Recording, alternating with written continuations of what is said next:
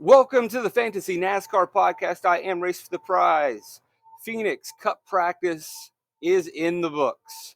We have a lot of data on our hands to sort through.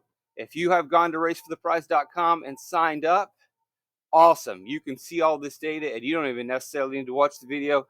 You can curate the data however you want. You can look at every single lap however you want, or you can trust the ways that I break down the data. I don't just simply throw in a rando sheet. I give you the best I can do.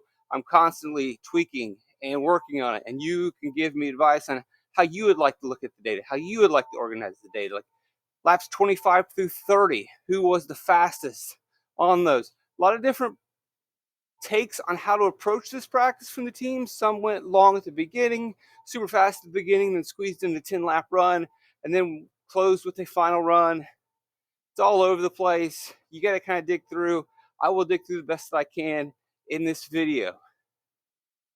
But again, if you just go to raceforprize.com, Venmo, PayPal, Cash App, $27, you can have the data, and it's pretty carefully selected. You know, there's nothing wrong with the 5, 10, 15, 20, 25 lap average. I see some people who are very pretentious who, oh, this data can't be trusted. It's fine. If all you have is 5, 10, 15, 20, 25 lap average, that's fine. It's okay. Because here's the bigger point. There's practice data, and there's also track history, and there's also current form. And there's all the short track data from last season. And then there's the Dietrich data that gives you all the laps from every single year over the last handful of years. There is tons of data to go through. Here is your reminder before we start breaking down practice. Do not fall in love with practice. I watch other people do this every single week. They work all week, they go through process, and then it's just like memory hole it. They zap themselves like they're in Men in Black, and then they forget who they liked before. They have completely wasted their time because now they are going to devote all of their resources and time into practice data. It is a terrible choice. The opportunity cost is significant, and you have to balance that out. So yeah, we want to look at practice data, and we're going to do that, but we're not going to abandon track history. I'm going to give you the key point here in a second, which I'm shocked to not see other people talking about, but it's fine. I guess I shouldn't be shocked anymore. Anyway, so we've got the practice data. And I don't want you to run off the Great Smokies and get married in a cabin to the practice data. I don't want you to completely turn your back on track history and current form. I don't want you to do that meme where you're looking at the new girlfriend and ignoring the old girlfriend. Here's why. We're going to hear a ton about long run speed. Although the new package has been a failure, and most of the drivers are saying the package is probably worse than before, the one thing that has changed is there will be significant tire fall off. Thus, long run speed is going to matter. And if you're fast on the long run, you will work your way forward, and you will very likely have a better chance of running fast laps and leading laps, being a hog/dominator. And we should see two drivers with long run speed who run away with this race. And even if we don't see a third driver leading laps, there will be plenty of time for a third driver to accrue fast lap points on a long run. Thus, we're more than likely going to need 3 hogs/dominators in our lineups. They will be expensive, and one of the ways to identify them will be to look at their long run speed. But here's the catch. So yes, long run speed in theory should determine fast laps and laps led. But in practice at Phoenix, because we've done our research, we followed our process, and we didn't go all in on practice, we remember that hog points or dominator points or fast laps led points come from the front. Now, what's the problem here? Well, nothing just yet. But on average, pole position averages 50 hog points. That's fast laps and laps led. Second place on average, 30 points. And don't worry about 21 and 20. They did qualifying and had semi-normal weekends those weekends. Fast laps, laps led, are coming from the front. If you want to qualify in the front row, if you want to qualify in the second row, it's not going to be based on long run speed. It's going to be based on short run speed. So here's the conundrum. We want to think that with the new tire fall off situation, long run speed is going to matter a lot. better long run, better finish, fast laps, laps led correlation. And in that vacuum, great. But then we factor in, this is Phoenix. Phoenix is hard to pass. Before, drivers are saying it's going to be even harder. Now, the number one pit stall at Phoenix is a huge benefit. So while we elevate and promote long run speed, it doesn't change the track history. It doesn't change the trends. And you can be fast in the long run and get buried in traffic. You can be faster on a long run, but with an equal car, with equal pace and pretty equal tire wear, you're simply not going to get around that car because you don't have the power. And there's too much dirty air, too much wake. And they said it across the board from Truex. Heyman wasn't as aggressive in his comments, but you could see it from William Byron, Tyler Reddick.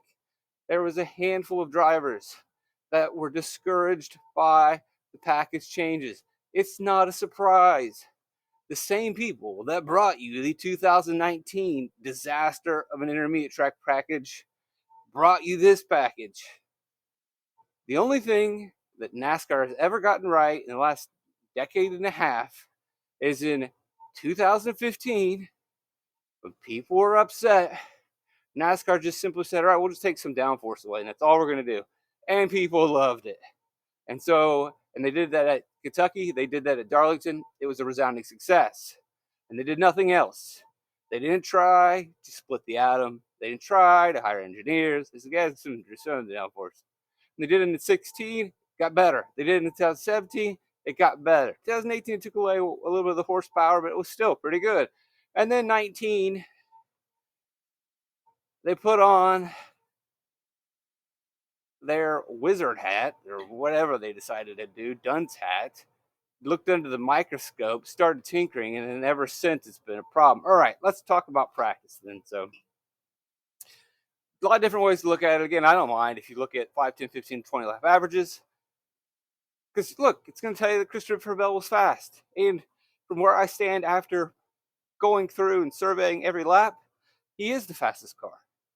So you would be crazy to think like, oh, well, these things don't mean anything. But he's the fastest car. This data says that he's the fastest car. So shouldn't that validate the data? Yes, it does. You're going to hear people that don't like this data just because they're trying to promote this stuff over here, which is great. It's always awesome to see every single lap. It's cool. But if all you got's this, there's no problem with that either. It's useful data. It's not as finite, but that's okay. Just let's all be nice and kind and less pretentious, and the snobbery sometimes is too much. I'll explain these boxes in a second as I try to identify long run speed. Best 5 laps is probably not going to be as helpful this week. It's much more helpful when we have shorter practices. Here we're just simply removing some of the timing errors because of the system, and you can just see the fastest to shortest laps. It's not perfect because on a normal week when I do the data like this to make up for the NASCAR timing errors, there's usually just one set of tires. And so showing my fastest to slowest, it works. From what I could tell, the team's got 3 sets of tires. And it's not the best selection because we're seeing 3 different runs. But I wouldn't completely dismiss it. Again, one thing that we can take away is that when it comes to the most laps, there's Christopher Bell running the most laps. If you are on the track longer than anyone else, that means you're not in the pits that much. That means you're not in the pits working on it that much. If you're not in the pits working on that much, that means you're pretty satisfied with the ride. Obviously, that's some a priori deductive reasoning, but it tends to bear out. You run longer if you're satisfied. If you're having problems with handling, if you're not satisfied, you bring it back in a little bit sooner. He mainly stuck to the runs that he was planning on. A long run to start out, a 10-lap run in the middle, and then let's run it out at the end. And that's why I'm really interested in the runs at the end, because most of these teams had a script. We're going to go out there for a decent-sized run and get some data. Most of them stuck to it. They only brought it back in early if they had an issue, real issue. Then most went back out. All right, let's try this change real quick. We're going to do 10 laps. And then you get the final run, which all bets were off. If it's working, they're probably going to stay out a little longer. If everything's not working, they're going to come back in sooner. So I really like looking at the driver's final run where they're bringing everything in. And that's where you see Bell. Now, you're going to notice that on the short run, the speeds aren't going to be off the charts this late in practice with the track rubbered up, etc. That's okay. We're not really looking for fire off. We're looking at fall off. So for him to go to 130 to 128.6 in 10 laps, that's a little bit better than average. What we see is around 1.5, a little bit more. So that is solid in terms of fall off. But what you see here after the 10 laps, no one is in this range. You usually see maybe a couple laps in the 127s, and then there's a cliff. Bell did not fall off at all in his next 20 laps. And again, to validate the data over here, you're going to see that when we look at 20 lap average. That was an excellent run late in practice. This is where they've taken all of their data, and he just keeps running lap after lap after lap. Now going back over here to this longer form, this is not the most perfect data point, but if you can run 40 laps and they're all still pretty decent, again, this data can be a little bit skewed because those could be earlier in practice. So you got to be careful trusting that. But we go down and we see another guy like Kyle Larson, who I don't think is showing up really well on the charts. I think maybe people expected him to be a little bit faster. And some people are going to abandon ship. And I'm not worried about, oh, well, he's not going to qualify well. I expect a lot of these short run numbers to change a lot in practice. Maybe not a bunch. Logano still could be the fastest to fire off. But I would be really surprised to see Larson qualify in 20th position. Now, also, if we're going to hammer this and say, oh, he doesn't have it this week. Man, for my money, looking at these laps, he has it this week. The first simple way is to look at all these laps that he ran. If Larson was very unsatisfied with his equipment, would he have turned 48 laps? And you look, I mean, his 44th lap. Now, this isn't his 44th consecutive lap, but the fact that in here they are comparable to what Bell is running. And we'll just simply look at his last run and see, what does that fall off look like? There he is. He fires off, not quite as fast as Bell. That's understandable. But then 10 laps later, he really hasn't lost any speed from 128.4 to 128. But that's still about the same, a little bit slower though, because on 10 laps down, Bell's at 128.6. Clearly, Bell's number one. But then you look after 10 laps, which we're really interested in, not a lot of fall off compared to other drivers. You may think that that's significant, but you're going to see when we look at the other drivers that when it comes to long run speed, Larson is pretty fast and deserves some credit and might be sneaky somehow because other people aren't really just going through all of the data. Let me give an example. Eric Jones fires off really fast, puts some, average lap times pretty good because he didn't run very many laps. But if you look at, 126, he's to 130.5. That's pretty fast halfway in the middle of practice. But then he's already down to 127. Ton of fall off. And then look at this thing just sink. That is not good. And so then I compare that also with his teammate, who also fired off pretty fast. Again, 129.4 down to 127.8. That's what on the other side. It's not as terrible, right? We're only about 1.5 in fall off. So it's not the worst fall off for, actually, that's Ross Chastain. So that's the problem. I meant to go down here to Nemechek. 129.4 to 127. So 1.5, not bad. But then look at this. So it hangs in there a little bit. It's not terrible. But then there's major fall off. Now, that's not telling me don't play John Hunter Nemechek. We do have to factor in that his salary is significantly lower. So to compare him to Christopher Bell and to compare him to Kyle Larson is unfair. But I'm just using these two drivers as a demonstration of what fall off is going to look like and what runs that I'm looking at to try to predict who's going to be fast over the long run, who can squeeze their way into the top 15 if they're a value pick or even the top 10. And I don't have a lot of faith in Eric Jones, at least not as much as the field, because now while he does have a ton of short run speed and that could work out, in terms of long run, I don't think he has as magnificent of a car as his ownership might end up suggesting, because he lit up the scoreboard in a different way. Let's just look at the lap averages for Jones and see what they suggest.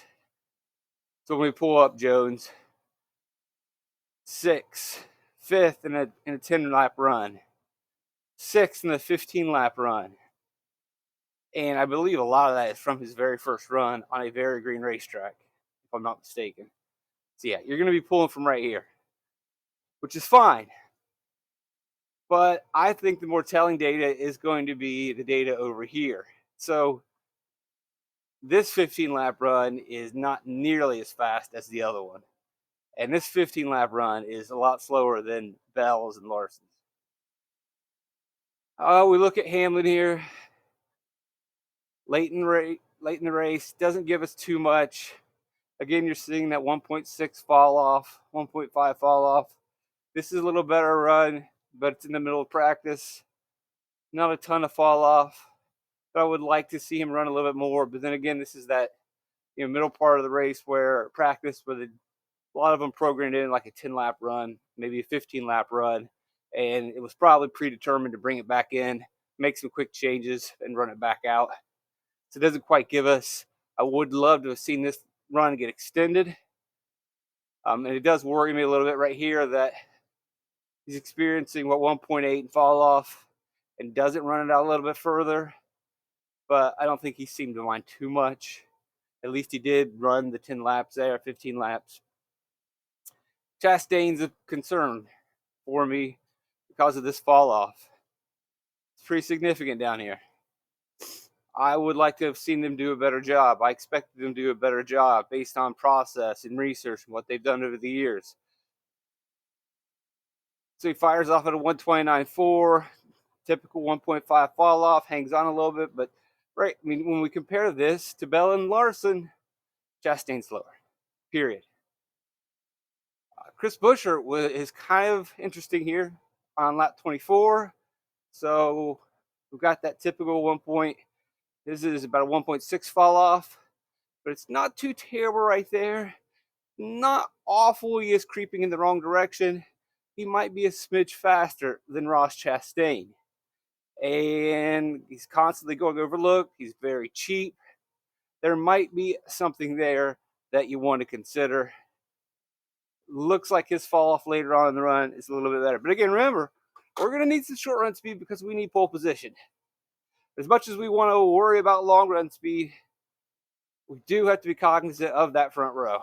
Don't abandon process. Don't go looping on me now. Stick with me. Josh Berry, a little surprising. I don't know what's going on. I was really expecting them to be continuous turds, but not bad. He does have experience here. Rodney Childers once was a wizard in the desert, so maybe they're putting something together. Overall, I'm really impressed with Stewart-Haas Racing. Speaking of, we'll come down to Ryan Preece and look at his laps, and I think Preece is going to be a very solid value play. We look late in the run. Here he is firing off a 129.1. Not terrible. That's fine. That's good. It's better than some of the guys that we really like. And then we look, so a little bit more than the 1.6 fall off. Early, it's a 1.6 fall off. So a little worrisome. Not much. But then we look, and we're also just looking at one specific lap, so let's not hold him too much accountable for that. But here you go. Decent speed here. Running out the string. Now he comes in and slows it down. Does he bring it in and cool the tires? We're not sure. That could adjust things, but it's clear he's still on the same set right here, and the speeds are very acceptable. I would love for these laps to not be here, but nonetheless, he is more than likely still on that same set of tires, and he is still running 127s. That looks very good for me, long run speed wise, for Ryan Preece. And Ryan Preece doesn't have to beat Ryan Truex. Or, well, yeah, he needs to beat Ryan Truex. Martin Truex. He needs to outrace the Ricky Stenhouses, the LaJoys, the Hosevers, the Noah Gregsons.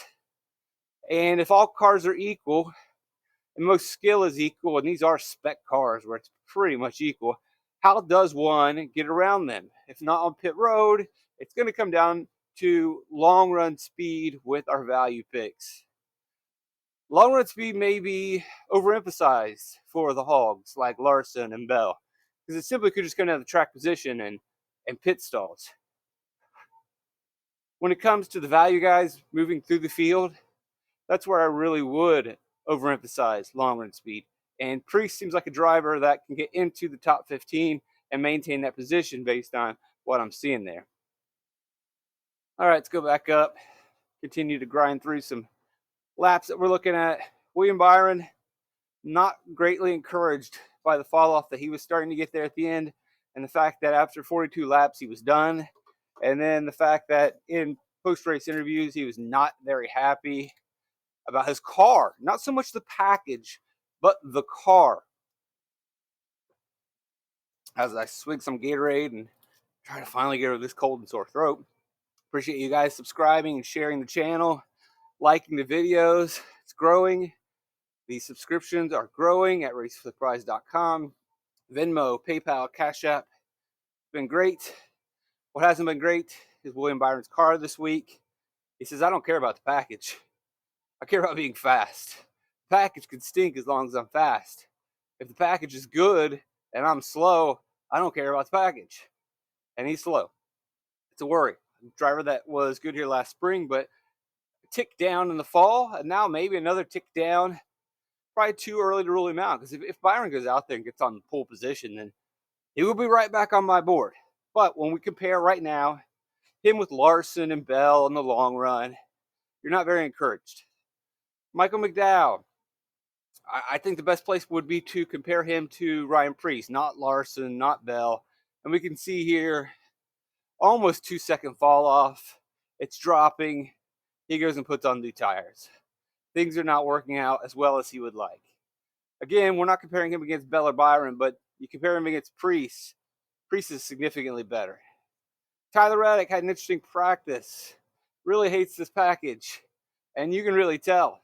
That's why, again, I really like looking at these 10 laps and then seeing the fall off after on their final run.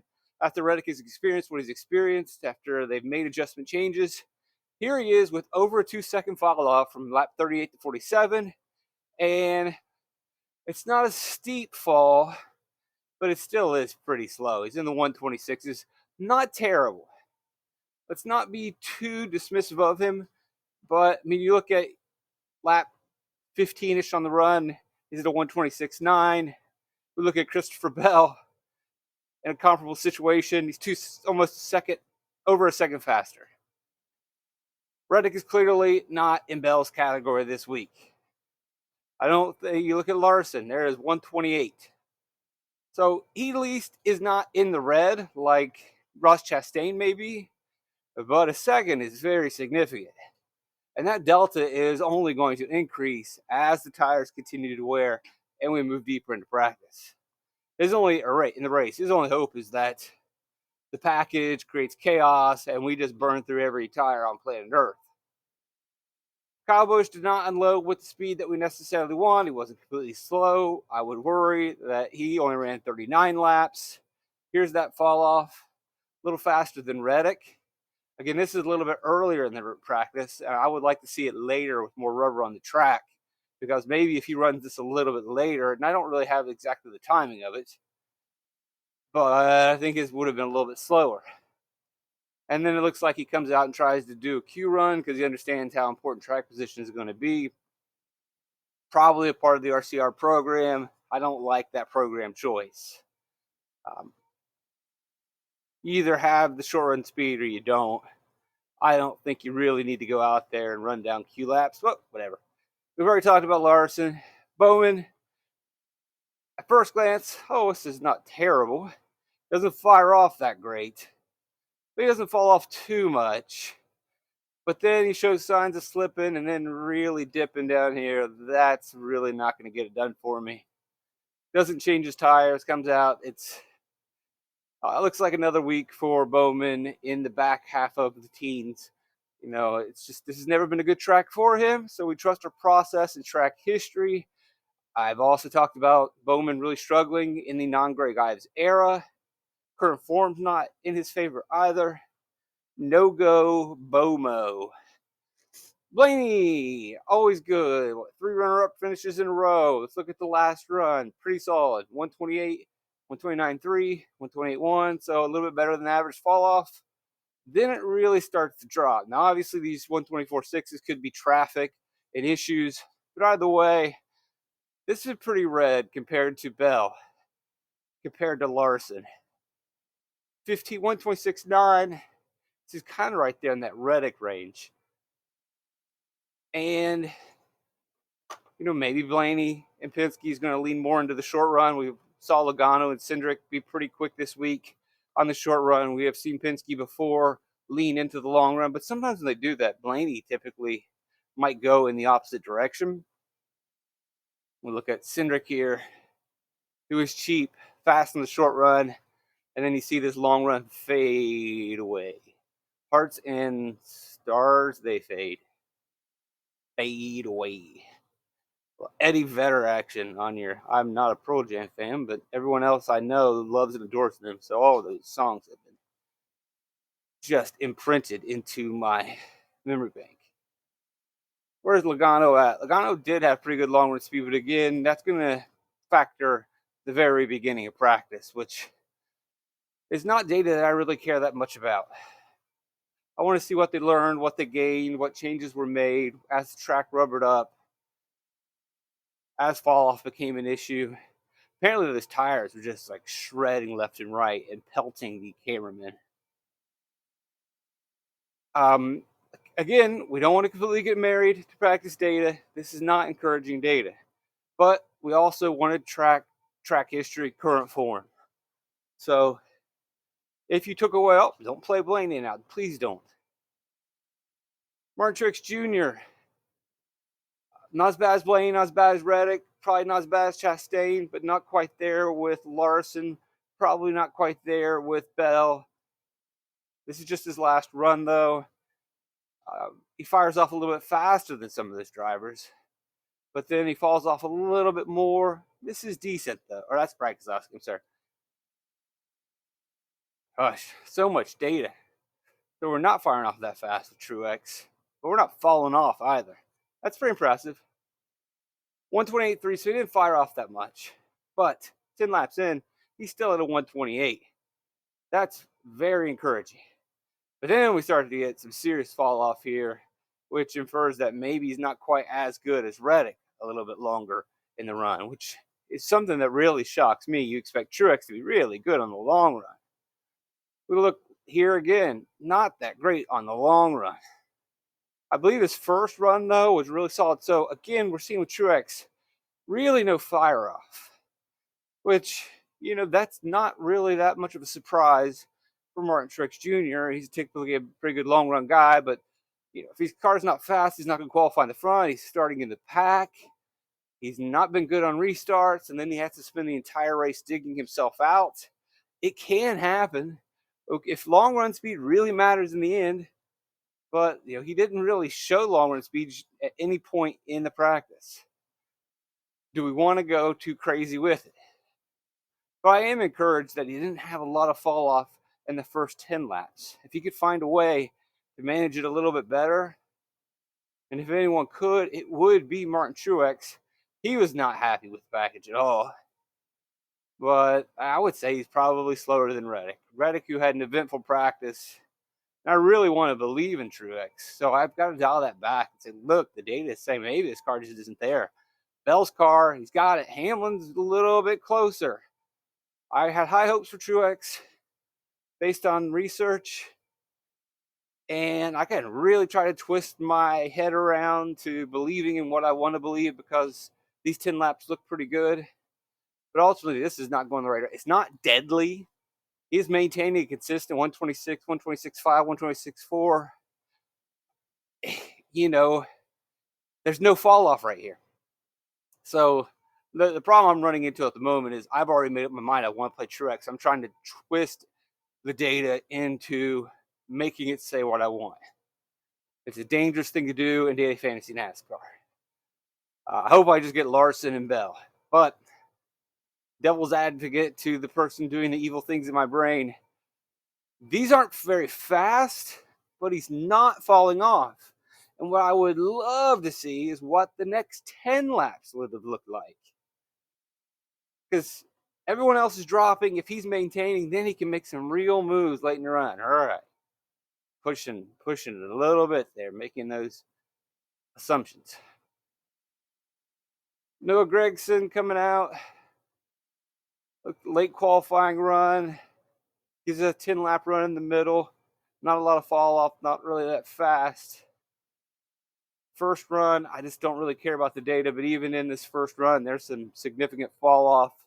I like Priest a lot better. Where's Briscoe at on her chart? Yeah, a lot of fall off early for Briscoe as well. Later on, looks like he straps on some tires. Really not that fast or great again. Not a great practice for Briscoe, not a great practice for Gragson. And Priest, the guy who's gotten a wreck last week, seems to be someone we want to keep our eyes on. Barry actually intrigued me. It's really interesting. Barry and Priest were two drivers that you really weren't that encouraged by at Las Vegas. It was Gragson and Briscoe. And coming in, you would expect maybe that momentum to continue. Briscoe's been really good at this track, but the roles have reversed. Maybe there's differences in the teams and setups and how they're proceeding, but it looks like the two guys that struggled last week are really doing well this week. I mean, and I can justify that with some of the crew chiefs. Rodney Childers, maybe he's got something here in Phoenix for Josh Berry. Not quite sure about Ryan Priest. But on the other hand, Noah Gragson, as I mentioned earlier this week, Drew Blickensderfer, this is his worst track at setting up. And to see Noah Gragson come out and not be very fast right away, that tells me I was pretty much right in my research that this is what I predicted. I don't think if we're going to see who's going to unload fast, I don't think Noah Gregson's going to be that guy because his crew chief has never been that guy. And there it is, lap 11, we're already down to 126.2, and that's early in the run when the track is pretty green and clean and mean. I have too much fun doing this sometimes. Ty Gibbs, that's some significant fall off early in the run.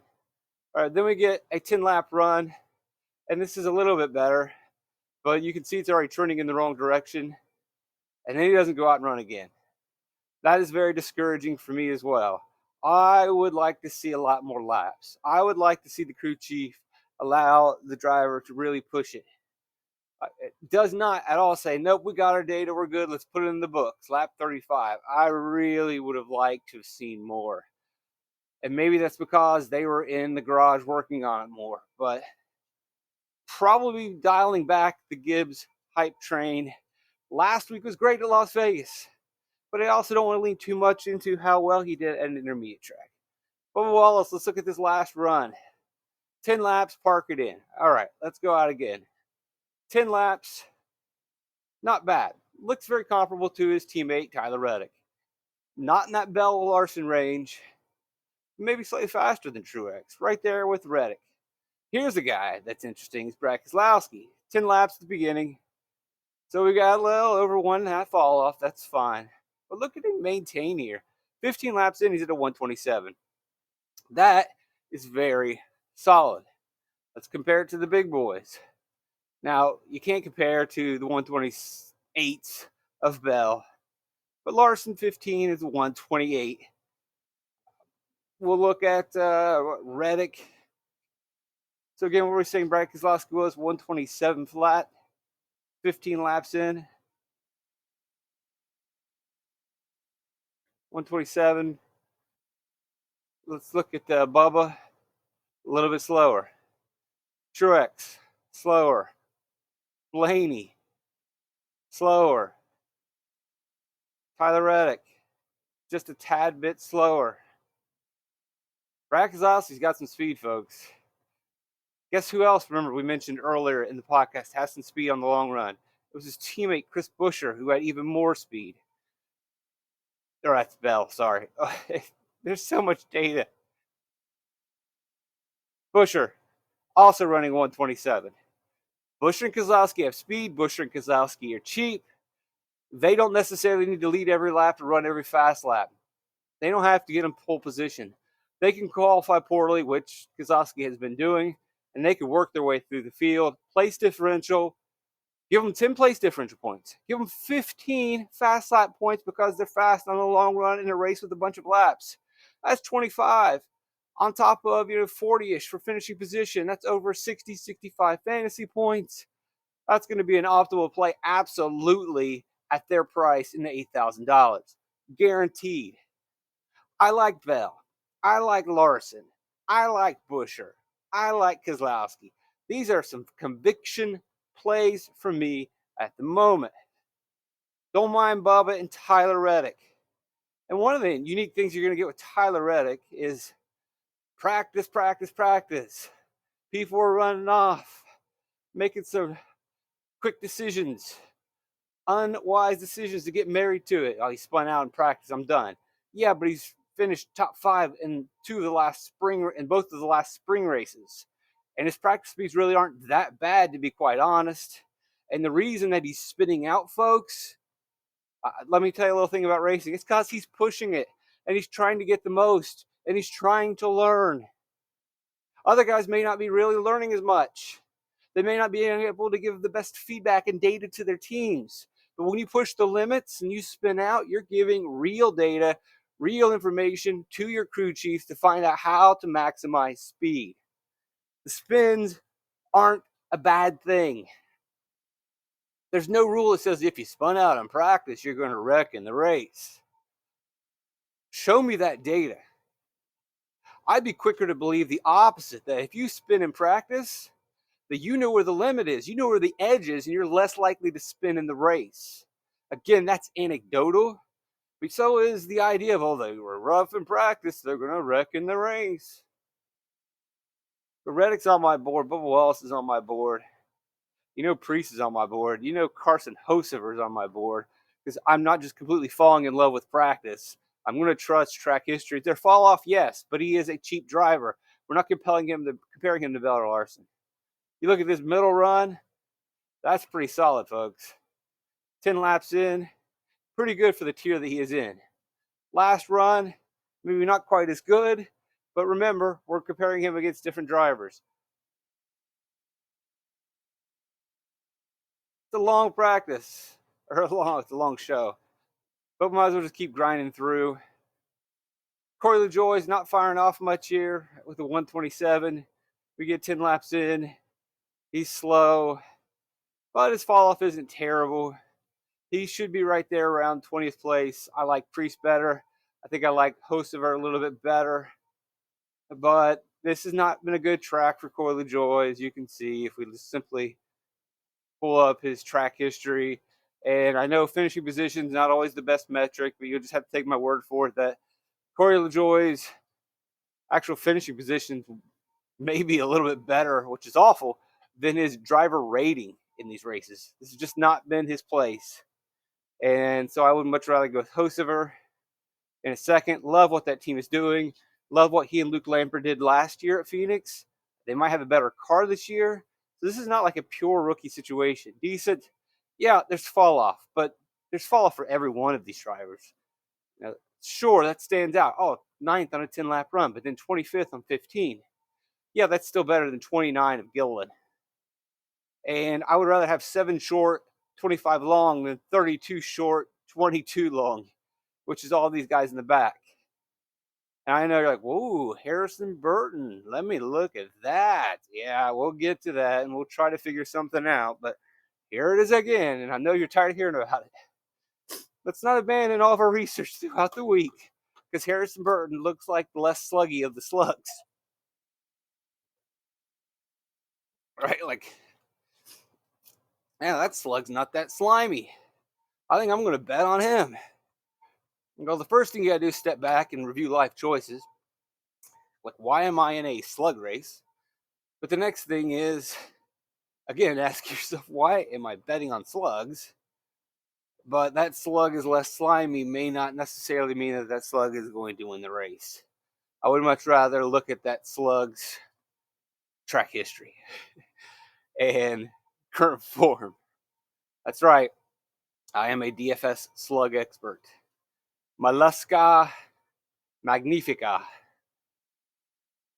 Chase Elliott. What's the kid do? Fires off pretty good. Not only about a second fall off. That's pretty solid. Not bad through here. 127. Again, that puts him kind of close to that Buescher Keselowski range. Maybe Chase Elliott's got something. And then he actually goes out there and tries to put in a Q lap at the very end, knowing how important it's going to be to have starting position. That is an encouraging run. Very encouraging. I've been looking at also like Chase Elliott over the years. And we know he won that championship, but a lot of his wins have come at specific tracks, concrete, road courses, plate tracks. You never really get this level of consistency from Chase Elliott. Now, mind you, he did come up during a really transitional period of Hendrick, and he kind of had his moment to be the stud, but that was also during the COVID era, and then Kyle Larson walks in. It's just been, he's never really kind of been the star of the show during a really perfect situation. I'm not trying to make excuses, but you look at when he came in and what Hendrick was kind of transitioning through and may not have had the fastest cars and whatever.